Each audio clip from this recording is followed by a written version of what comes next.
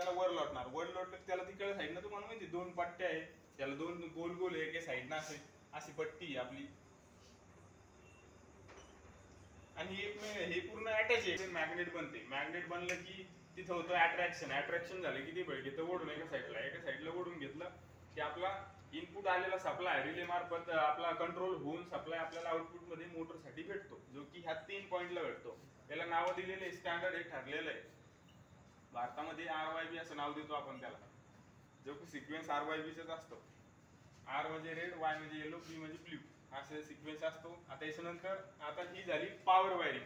आता इथं हे 3 जे वायर आहे तुमचे, इथं येणार तुमची मोटर. इथं डायरेक्ट तुम्ही मोटरला कनेक्ट करणार. तर लगेच हे चालू झालं की मोटर तुमची चालू होणार. ही झाली पॉवर वायरिंग. आता याची कंट्रोल वायरिंगच अवघड असते. पॉवर वायरिंग तर सोपं आहे. इनपुट 3 दिले, त्यानंतर मोटर आपलं स्टार्टर चालू झाला, कॉइल चालू झाली, स्टार्टर चालू झाला, हे 3 कॉन्टॅक्ट असेल तसे मोटरला येणार आणि चालू होणार. याच्यामध्ये फक्त रिलीज हे करणार, म्हणजे काही फॉल्ट झाला तर बंद करणार. ही झाली पॉवर वायरिंग. आता याच्यानंतर कंट्रोल वायरिंग येते. आता कंट्रोल वायरिंग आता परत तसंच काढतो मी इथं, म्हणजे तुम्हाला समजण्यासाठी सोपं असेल.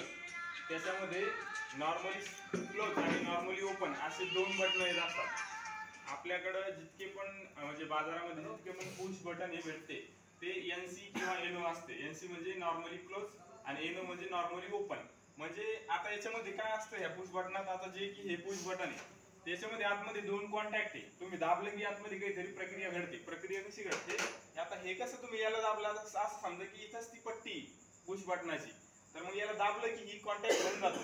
तर दाबल्यावर कॉन्टॅक्ट होतो आणि मग नॉर्मल पोझिशनला काय असतं, ते ओपन असतं. ते त्याला जोडलेलं आहे का ते सर्किट, असं हे सर्किट असतं ते. आता हे 2 कॉन्टॅक्ट आहे आणि तुम्ही याच्यावर एक पट्टी, आणि ही पट्टी तुम्ही दाबली की ते कॉन्टॅक्ट जोडतं. तर दाबल्यावर जोडतं आणि नॉर्मल कंडिशनला असताना काय ते तोडलेलं असतं, म्हणजे कॉन्टॅक्ट झालेला नसतो. तर आपला त्या प्रकारे स्टार्ट बटन जो असतो तो नॉर्मल ओपन कंडिशनला असतो. तुम्ही दाबलं आपण ते एनी कंडिशनला क्लोज असतं. तुम्ही दाबल्यावर त्याचा सप्लाय बंद होतो आणि स्टार्टर बंद होतं. स्टॉप बटनाचं दाबल्यावर त्याचा सप्लाय बंद होतो. नॉर्मल कंडिशनला ते क्लोज असतं, म्हणजे इकडून तिकडे करंट जाण्यासाठी ते क्लोज असतं नॉर्मल कंडिशनला. म्हणून त्याच्या नावातच लिहिलेलं आहे NC. N म्हणजे नॉर्मली क्लोज, नॉर्मल कंडिशनला क्लोज. आणि तुम्ही त्याला काही कमांड दिली तर मग ते ओपन होणार, म्हणजे ते त्याला तुम्ही जरी काहीतरी दिलं तर ती नॉर्मल कंडिशन नाही होणार. नॉर्मली हा क्लोज असणार, हा स्टार्ट बटन हा नॉर्मली हा ओपन असणार. आता मोटर स्टॉप आहे, तुम्हाला स्टार्ट करायची, तर मग ही ओपन असणार आहे नॉर्मल कंडिशन. तुम्ही दाबल्यावर त्याला क्लोज होतं, सर्किट दाबल्यावर क्लोज होणार.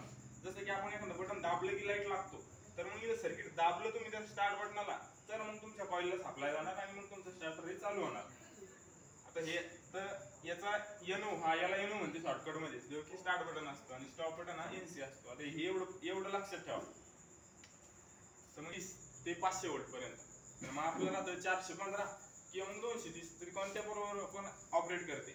आणि स्टार्टरला ठेवण्याची पोझिशन ही अशी असते ठरलेली, कारण की असं जर ठेवलं तर हे प्लंजर तुमचं फ्री मध्ये फुकटमध्ये लागून जातं त्याला, आणि तुमची मोटर गरज नसताना पण चालू होऊ शकते. त्याच्यामुळे याला कधी पण ठेवायचं तर असं ठेवायचं. तर हे झालं. आता ह्या कॉइलला ऑपरेट करण्यासाठी तुम्हाला आपल्या सरळ आणि साध्या भाषेत सांगितलेलं मी, कोणता जरी लोड जर ऑपरेट करायचा असेल, लाईट किंवा फॅन याला चालू करायचा असेल, तर याला येणारा मार्ग आणि जाणारा मार्ग म्हणजे फेज आणि न्यूट्रल हे लागतं. किंवा मग 2 फेज म्हणजे तो पण येणारा आणि जाणारा मार्ग तयार होतो 2 फेज मध्ये. तर मग याला 2 फेज कसे भेटल ते आपल्याला इथून समजून घ्यायचं, कसे भेटल आणि ते कसे आले पाहिजे, ते पूर्ण प्रोटेक्शनच्या सहित येत असतात. तर आता हा आहे R, Y आणि B. तर याला काय करतो आपण, हा फेज ऑलरेडी इथं आलेला असतो, आतमधून इथं आलेला असतो. त्यानंतर आपण जर बटन ऑन केलं तर ते इथपर्यंत येतो सप्लाय. हा फेज तुम्ही इथं आलेला आहे. बटनला तुम्ही आता हे बटन नॉर्मल कंडिशनला असं असतं, ओपन असतं. तुम्हाला सांगितलं ते नॉर्मली ओपन असतं. तुम्ही दाबलं की इकडचा सप्लाय इथं आला, इथून इथपर्यंत आला, जो की स्टॉप बटनाला आला. स्टॉप बटन क्लोज असतं. क्लोज असलं म्हणजे तो सप्लाय पुढे येणार, पुढे सप्लाय येऊन ह्या कॉइलला जाणार. समजलं एवढं. आणि हे जे दुसरा सप्लाय हा डायरेक्ट हा एका फेजला. आता R फेज इकडून इथपर्यंत आला, कॉइलच्या एका टोकाला आला, दुसऱ्या टोकाला आला, इथं आला, इथे स्टॉप बटन क्लोज आहे, तिथून इथं आला आणि याला इथं आला. आणि याच्यानंतर ह्या फेजला त्याला भेटण्यासाठी तुम्हाला काय करावं लागेल, त्याला पुश करावं लागेल. पुश केले की या फेजची ह्या फेजची भेटगाड होणार आणि तुमची कॉइल ही चालू होणार आणि स्टार्टर चालू होणार. पण मग याच्यामध्ये हा ऑक्झिलरी कॉन्टॅक्ट याच्यासाठी वापरलेला आहे की आता तुम्ही दाबूनच ठेवणार आहे का त्याला चालू, त्याला एकदा दाबल्यावर जाणार आहे तुम्ही तुमच्या कामासाठी, तर त्याच्यासाठी हा ऑक्झिलरी, याला सहाय्यक कॉन्टॅक्ट म्हणते.